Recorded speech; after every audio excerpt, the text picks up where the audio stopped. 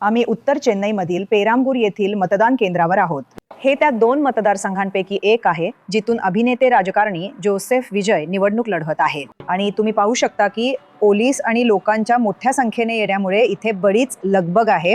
अर्थातच ही चेन्नईची उन्हाळ्याची उष्णता आहे जी खूपच तीव्र आहे। पण तुम्ही पाहू शकता हे उमेदवार आहेत। अर्थातच आर.डी. शेखर हे इथले डीएमकेचे उमेदवार आहेत आणि म्हणूनच या भागातले एक मोठे नेते आहेत। नाम तमिलर, काची, बीएसपी इतर सर्व पक्ष आहेत। कदाचित इथे सर्वाधिक लक्ष वेधून घेणारे नाव हे असेल तमिळगा वेत्री कळघमचे जोसेफ विजय, त्याचे अध्यक्ष, जे एक नवोदित राजकारणी आणि आमदारकीच्या जागेसाठी नवोदित उमेदवार देखील आहेत। अर्थातच इथे पीएमकेचे थिलगन सुद्धा आहेत। पण एक गोष्ट मनोरंजक असेल की एक विजयला तरुणांची आणि महिलांची मतं मदत करणार आहे की इतर गट सुद्धा यात योगदान देत आहेत। ज्या आकडेवारीबद्दल बोलले जात आहे त्यापैकी एक म्हणजे तुमच्याकडे सुमारे 15 लाख पहिल्यांदा मतदान करणारे मतदार आहेत आणि तुमच्याकडे सुमारे 1,30,30,000 वर्षांपेक्षा कमी वयाचे, आणखी 1,40,40,000 वर्षांपेक्षा कमी वयाचे, आणखी 1,50,000 वर्षांपेक्षा कमी वयाचे मतदार आहेत। आणि याच गटात विजय यांचा पक्ष तमिळगा वेत्री कळघम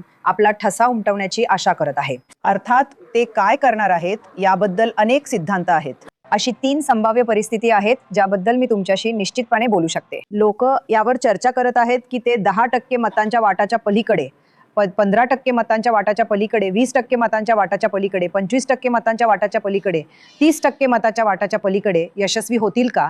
आणि अर्थातच इतर पक्षांच्या निकालांच्या बाबतीत या परिस्थितींमधून काय समोर येईल? 30-35% आणि त्याहून अधिक मतांमुळे अर्थातच अशी परिस्थिती निर्माण झाली पाहिजे जिथे तमिळगा वेत्री कळघम सुरक्षित स्थितीत असेल। पण ती परिस्थिती गुंतागुंतीची आणि कठीण सुद्धा दिसते। पण मी तुम्हाला 3 वेगवेगळ्या परिस्थितींबद्दल सांगू शकते आणि ते ऐतिहासिक पुराव्यावर आधारित आहे की ते पूर्वीच्या आंध्र प्रदेश राज्यातील 2009च्या निवडणुकांसारखे असेल का, जिथे चिरंजीवींच्या पक्षाने खरं तर काँग्रेस विरोधी मतांमध्ये तशा प्रकारची फूट पाडली होती ज्यामुळे काँग्रेसचे वाय.एस. जगनमोहन रेड्डी कमी बहुमताने पुन्हा सत्तेवर आले।